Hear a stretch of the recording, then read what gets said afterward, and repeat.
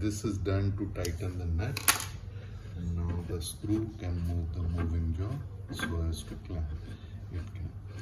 The only here movement is limited, so we don't use a very long screw here. That does not add to the deflection of screw, and these jaws can be rotated 180 degrees, so the opening can become more. These are the step jaws. There are two steps, one is here and one is second step is here. This complete body is made in steel, so the complete solid block is machined to get this body, and solid block is also used to machine this step jaws. Thank you.